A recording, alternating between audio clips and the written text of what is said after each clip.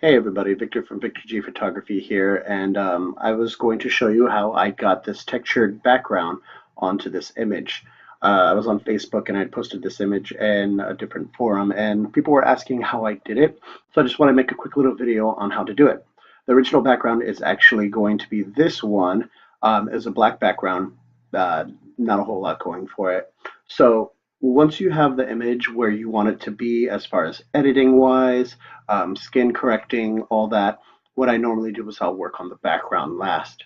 So what essentially you're going to do is you're going to take another image. I have this one right over here. It's a grunge paper background. I got free online.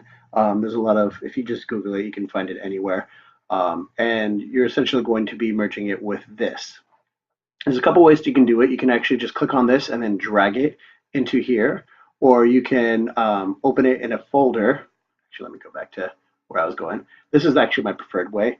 Go into the folder, just grab it, and just drag and drop. And what that'll do is that'll pixelate it as much as it needs to be done without having to answer a bunch of questions like if I was to do it the other way. So real quick, I mean, this is much smaller than this. So what we're going to do is we're going to stretch this out. If you don't have the box already around it, all you have to do is hit Control T for transform. And I'm going to hold down Shift and I'm going to pull this. And when you're holding Shift, what that does is it keeps the constraint ratio a square. If you don't do it, then it's just going to be all over the place. And I don't like that. So to undo that, you can always hit this lock button up here. It'll lock the constraints as well, and you don't have to hold down the Shift. All right, once it's right there, it looks super pixelated. All you got to do is hit Enter, and it will adjust itself. And then you can just move it around however you like. Just, I'd say right there is perfect. All right, so now that it's made a new layer for what that is, next thing I'm going to do is I'm going to desaturate this. So I'm going to go into Adjustments, go into Vibrance, and I'm just going to drag that saturation all the way down to 0 or -100. And then what I'm going to do is I'm going to go over here, and you have a couple choices. You can do overlay, soft light, or hard light, depending on what you want the background to look like. When you just click overlay, it'll just be a really soft background behind it, nothing extreme.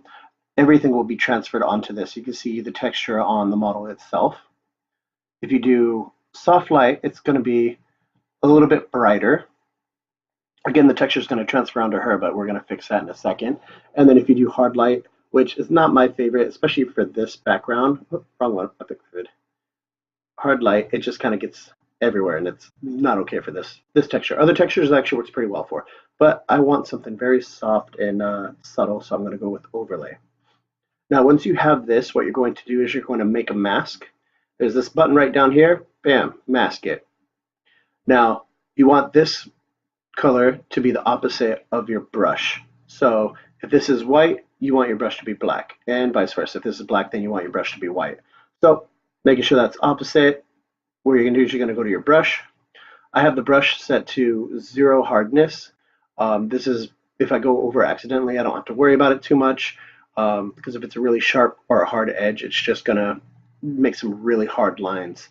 And then I have the opacity at 100 and the flow to 100. And what you're going to do is you're just going to paint over her, and you can see pretty immediately the differences.